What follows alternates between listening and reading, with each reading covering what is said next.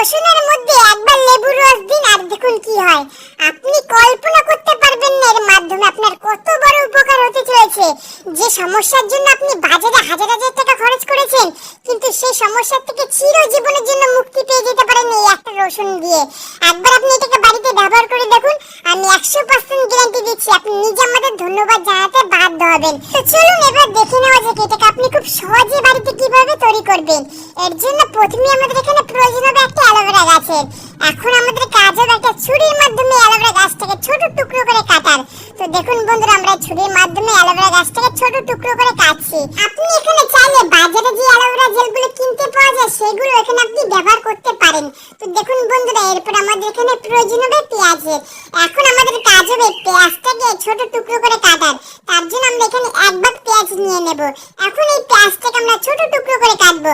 তো বন্ধুরা, আজকে যদি আপনি এই ফুল ভিডিওটা দেখেন, আমি 100% গ্যারান্টি দিয়ে বলতে পারি আপনি নিজে আমাদের ধন্যবাদ জানাতে বাধ্য হবেন। কারণ আজকে আপনার এত বড় সমস্যার সমাধান হতে চলেছে যে আপনি কোনোদিন কল্পনা করতে পারবেন না একটা পেঁয়াজ আর রসুন আর অ্যালোভেরা জেল দিয়ে এটা তৈরি করা সম্ভব। তো দেখুন বন্ধুরা, এখানে আমরা পেঁয়াজ অ্যালোভেরা জেল ভালো করে কেটে নিয়েছি। এখন আমাদের এখানে প্রয়োজন হবে রসুনের। তো এবার আমরা এখান থেকে রসুনের গুনে গুনে 4-5টা কোয়া নিয়ে নেব। তো বন্ধুরা, এবার আপনাদের অনেকেরই মনে প্রশ্ন হতে পারে এর মাধ্যমে কি তৈরি করা হচ্ছে। দাঁড়ান বন্ধুরা, আর কিছুক্ষণ ওয়েট করুন। এর মাধ্যমে তৈরি করা হচ্ছে এমন এক জিনিস যেটা কিন্তু আপনি বাজারে হাজার হাজার টাকা খরচ করেছেন, তাও আপনি সেই সমস্যা থেকে সমাধান পাননি। কিন্তু আজকে আপনি এটাকে একবার বাড়িতে বানিয়ে মাত্র 2-3 দিন ব্যবহার করে দেখুন, আপনার সমস্যার সমাধান হয়ে যাবে। এবার আমাদের এই সবগুলোকে ভালো করে পেস্ট আকারে তৈরি করতে হবে। এর জন্য এটাকে আমরা মিক্সচার মেশিনে দিয়ে ভালো করে পেস্ট আকারে তৈরি করে নেব।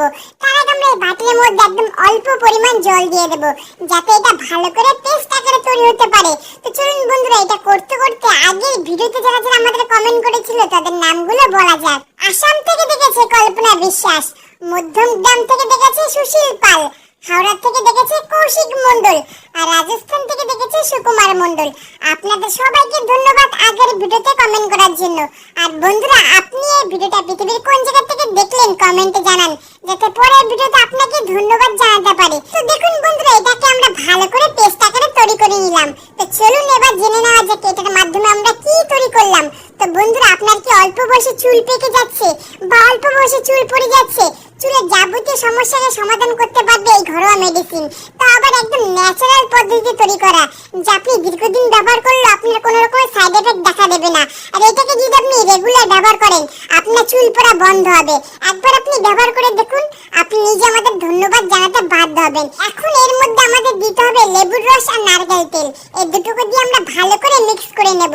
তো চলুন বন্ধুরা, এবার জেনে নেওয়া যাক এটাকে আপনি কিভাবে ব্যবহার করবেন। তো বন্ধুরা, এটাকে আপনি স্নান করার আগে চুলে লাগিয়ে 20 থেকে 30 মিনিট পর্যন্ত ওয়েট করুন। তারপর আপনার চুল ধুয়ে ফেলুন। এটাকে আপনি সপ্তাহে মাত্র 2 দিন ব্যবহার করে দেখুন, দেখবেন আপনার চুল পড়া বন্ধ হয়ে গেছে আর মাথায় নতুন চুল গজাবে।